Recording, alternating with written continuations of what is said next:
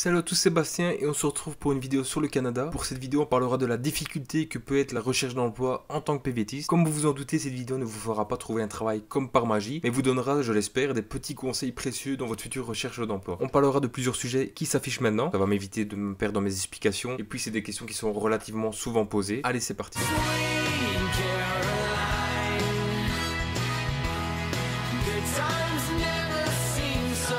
Avec un PVT, vous êtes plutôt destiné à exercer des petits jobs sur de courtes durées. Si vous partez dans l'idée de rester sur place et que vous cherchez à travailler dans votre domaine de compétences, cela risque d'être plus difficile, mais pas impossible. La concurrence est rude et à part si vous avez un talent particulier dans un domaine ou si vous êtes totalement bilingue, il se peut que vous ayez du mal à trouver. Évidemment, il existe plusieurs raisons à cela. D'abord, la crise, elle existe aussi au Canada, ce qui implique une raréfication des offres d'emploi, donc plus de concurrents. N'oubliez pas que vous n'êtes pas canadien, donc pourquoi embaucher un Français ou un Belge plutôt qu'un Canadien pour le travail? À part si vous êtes un expert confirmé dans un domaine, vous ne passerez pas en tête de liste, d'autant que vous ne pouvez même pas avancer l'avantage de la langue parce que les Québécois parlent aussi français. Les Canadiens aiment que vous ayez de l'expérience acquise sur le territoire dans des entreprises nationales. Il vous faudra généralement passer par un petit job pour vous faire cette expérience. Et dernière grosse raison, c'est que le programme vacances-travail est à durée déterminée. Or, quand une entreprise décide de vous embaucher pour un emploi à responsabilité, elle vous forme en espérant que vous restiez le plus longtemps possible en son sein. Un PVT étant limité à 1 an en Belgique et 2 ans en France, il se peut, et c'est même très probable, qu'on vous dise de revenir quand vous avez acquis la résidence permanente. Même si votre CV est intéressant, certaines agences d'intérim ne vous recevront même pas si vous mentionnez vos statuts de PVTiste, car beaucoup d'entreprises refusent les candidats en situation provisoire. Faut-il parler anglais ou pas? C'est essentiel lorsque l'on trouve un travail au Canada, notamment si vous exercez un poste en relation avec du public. Le customer service ou service à la clientèle est quasiment une religion. Vous devez être élevé,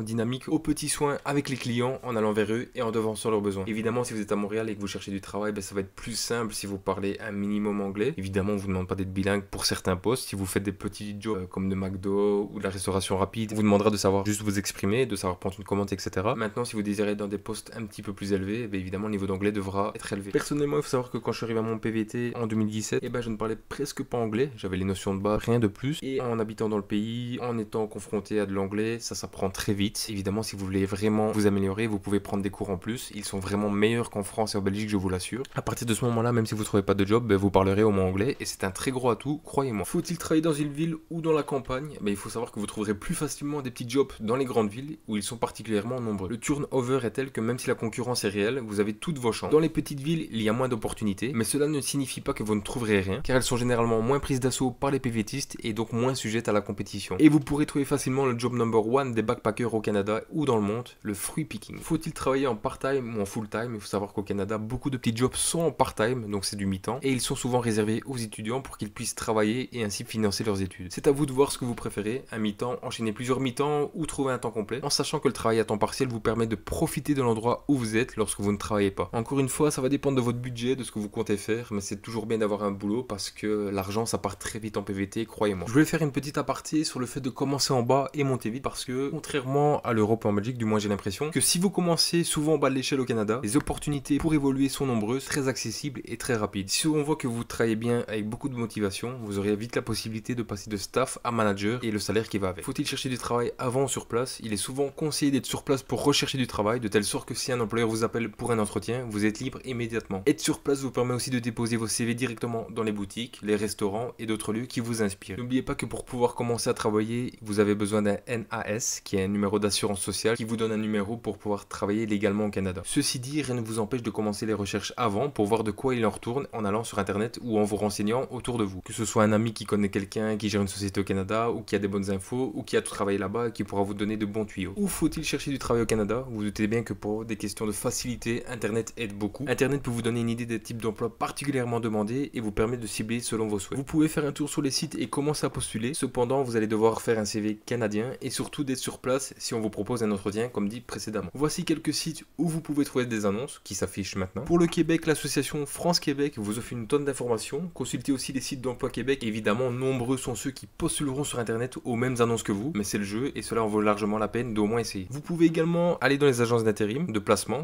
agency. J'affiche ici quelques agences parmi les nombreuses autres que vous pourrez trouver au Canada. Vous pouvez envoyer votre CV par le biais de leur site, répondre à leurs offres en ligne ou vous rendre directement sur place. Ils vous contacteront dans les deux cas. Il s'agit souvent de missions administratives ou de postes de réceptionniste, d'accueil, etc. Les agences vont vous demander quelques documents pour compléter au maximum votre dossier pour les employeurs. Vous allez devoir présenter votre CV, une lettre de motivation, votre numéro NAS, votre passeport avec le visa qui est rattaché. Les agences vous feront également remplir un formulaire concernant les impôts. Ils vous feront également passer des tests de compétences. Si vous avez indiqué dans votre CV que vous parlez anglais, ils vous testeront, mais aussi un test de dictalographie. Si vous recherchez du travail dans une province anglophone, vous allez devoir avoir un bon niveau d'anglais. Votre candidature sera de toute façon en anglais et le test avec le recruteur également. Une fois tous ces tests passés, conserve votre CV et vous rappelle si une offre vous correspond. Il vaut mieux être assez rapide à répondre parce que si vous ne décrochez pas, l'agence appellera d'autres personnes sur leur liste. Une méthode qui est presque aussi efficace que sur internet, c'est d'aller directement sur place, notamment si vous cherchez un job dans un café, un restaurant, une boutique. Vous trouverez certainement des annonces sur le devant des vitrines qu'on voit très souvent sur les McDo et autres. Entrez avec votre CV et votre plus beau sourire et surtout montrez que vous êtes motivé. Même s'il n'y a pas d'offre d'emploi en vitrine, n'hésitez pas à déposer votre CV. Ils ont l'habitude et ne vous reçoivent jamais mal. Au contraire, ils aiment que vous preniez une initiative. Des grandes enseignes comme Starbucks, Blends, etc. vous renverront sur leur site internet où il vous faudra remplir un questionnaire et choisir dans quel point de vente vous souhaitez travailler. Une autre bonne technique, c'est le réseautage ou le networking qui est très prisé pour trouver du travail au Canada et fonctionne pour beaucoup de personnes. Le principe consiste à parler de vos recherches de travail à vos amis, aux gens dont vous faites connaissance, c'est de bien montrer que vous êtes en recherche d'emploi et que vous êtes motivé. Et via tout ça, les amis d'amis auront peut-être le poste ou le contact qu'il vous faut. Vous pouvez aussi bénéficier de précieux conseils, c'est toujours bon à prendre, notamment de la part de personnes canadiennes ou dans le pays depuis plus longtemps que vous. Autre chose, utilisez les réseaux sociaux comme Facebook ou LinkedIn, plus professionnels, où des soirées réseautage sont souvent organisées, regardez sur Facebook, et fonctionnent très bien. On termine avec les petites choses à savoir qui peuvent toujours être utiles. Même si vous ne vous sentez pas assez qualifié pour le poste proposé, n'hésitez pas à envoyer votre candidature, vous n'avez absolument rien à perdre, au contraire. Faites ressortir sur votre CV les qualités et les compétences qui sont en adéquation avec le poste en question. Faites attention aux arnaques qui peuvent être très nombreuses. On vous propose le loop de rêve avec salaire mirobolant et tout ce qu'il faut. Seulement, il s'agit souvent de ventes pyramidales ou encore du porte-à-porte, qui est un travail plutôt ingrat. Donc laissez tomber si vous avez un doute. Ne transmettez jamais votre numéro d'assurance sociale et jamais avant d'être embauché. Si la mention emploi subventionné par l'Emploi Québec est indiquée, vous ne pourrez pas postuler au job en question. En effet, seuls les résidents permanents et les citoyens canadiens sont admissibles au poste subventionné par Emploi Québec. Voilà, c'est sur ces petits conseils que se termine la vidéo. J'espère que la vidéo vous a et surtout aidé dans vos futures démarches dans le monde du travail. N'hésitez pas à vous abonner, partager et liker la vidéo. Et je vous dis à la prochaine pour de nouvelles vidéos. Salut à tous.